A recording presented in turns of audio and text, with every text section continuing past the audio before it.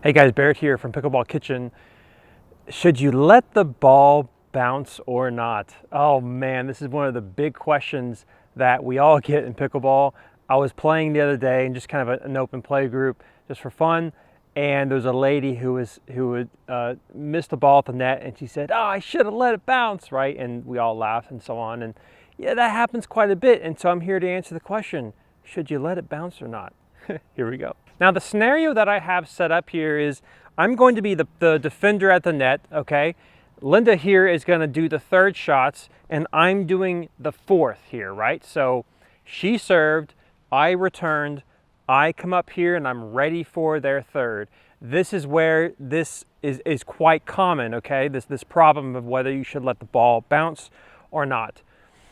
The first thing to understand here is actually something I learned from driving school. I'm not going to tell you how many years ago. It was a long time ago, but it's something that I learned that I found helpful, and I've used this principle in other areas, which is just to assume that most drivers or all drivers on the road are terrible drivers.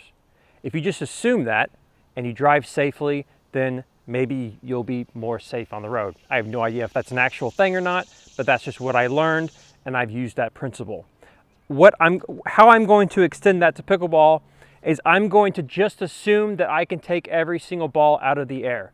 That way, that gives me a point to stand on. That way, I'm not trying to make the decision when the ball is coming over. I've already so-called made the decision, but I have a plan B, okay? The decision is when the ball comes over, I'm taking it out of the air. That's the decision. I've already made it, right? So as that ball is coming over, I'm going to go ahead and just pretend, go ahead. I'm going to go ahead and assume that I'm going to take it out of the air. That means that we need to squat and start to get the paddle out in front of us. Let me give you a different angle. Let me show it to you from this angle. So when I say squat and get the paddle out, this is what I mean. It's almost like you're dropping your eye line down to the net. Now, not like that low, okay, but you know, lower than usual. Let's just say that, right? So when the ball is coming over, actually, I'll feed Linda here. That way it's kind of realistic. So here comes the ball. I'm going to go ahead and start squatting even before she hits the ball, because again, I need that consistency. I need a place to start from every single time. So here comes the third. Start going, okay? So you're probably wondering then, okay, well, what happens if you can't take the ball out of the air? What if you have to change your mind? Now, there's sort of this myth in the pickleball world where you shouldn't change your mind, and personally, I don't agree with that at all. You should change your mind if you can really do so.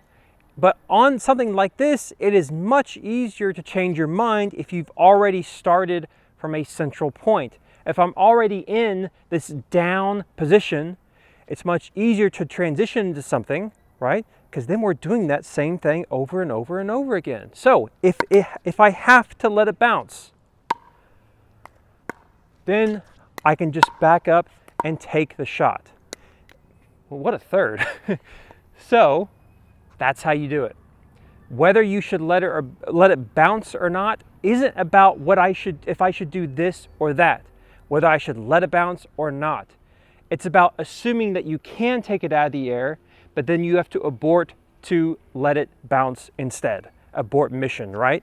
So again, here comes the third. Nope. I'm just assuming, let me go ahead and feed them here. I'm assuming that I'm going to take it out of the air. Assuming, yep. Okay, you see the motion? You see I'm slowly coming down? I'm just making the assumption. Everything gets so much easier, guys, when you do it this way. It does take significantly more physical exertion, but so you'll be sore after you play this way, but it really, really helps.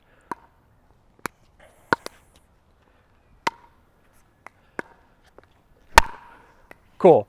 Let me give you a different angle here. Okay, so I know the camera is really far away, but let's go ahead and do this. Assuming, cool.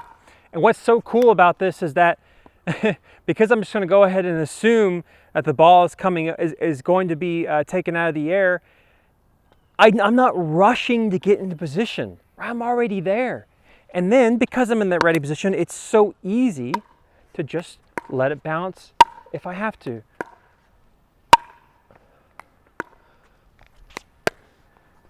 Now, did you see that? I had to abort there, right? I had to cancel the plan and move on to plan B, which is to let it bounce. So I simply got my footwork in position and then took the stroke. But again, it's the same thing every single time. I'm not having to decide.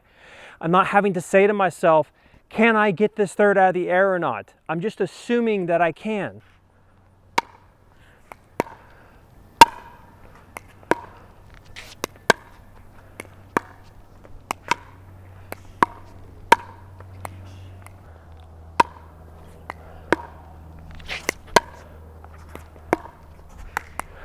Now, when it comes to actually letting it bounce, it's really important to focus on the footwork first and foremost. Now, I know that I'm a young guy and I can still move quickly and things like that, but the key is strides. You have to take strides.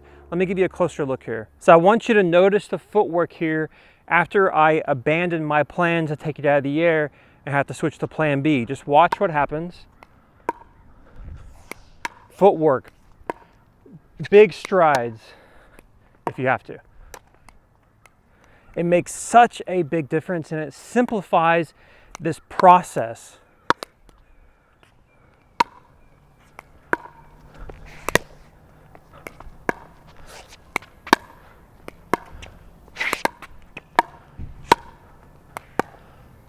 Did you notice that? Did you notice what I did there? Notice how I was pointing, getting the paddle out there and starting to move down like this? That is the key. Now, when it comes to actually making the decision, okay, how do you know if you actually need to go to plan B and let the ball bounce? That is a feel thing. That is a feel thing that you will master as you gain more experience in pickleball. That's something that's really hard to teach. In fact, I just did a little clip here of me like commentating out loud, and it didn't work. Like both Linda and I agreed, it's a very, very difficult thing to teach. You're going to get used to that more as time goes on and as you play more, but be particular about it, right? You have to really commit yourself to being ready for these shots when they come over. Give yourself this ready position and it makes it a lot easier. So guys, I think there's a little bit of kind of a mindset thing here. It's not whether you can let it bounce or not.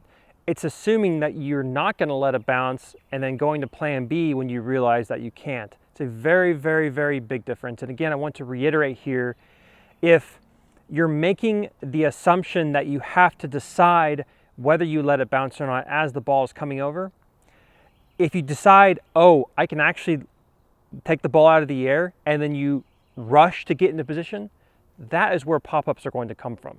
You're just going to lose the point when that happens.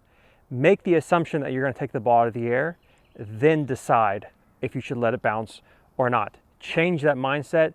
It will help in many, many different areas of pickleball. I hope you guys enjoyed the video. Head on over to pickleballkitchen.com. Lots of great stuff on there. Thanks for joining me, guys. I'll see you next time.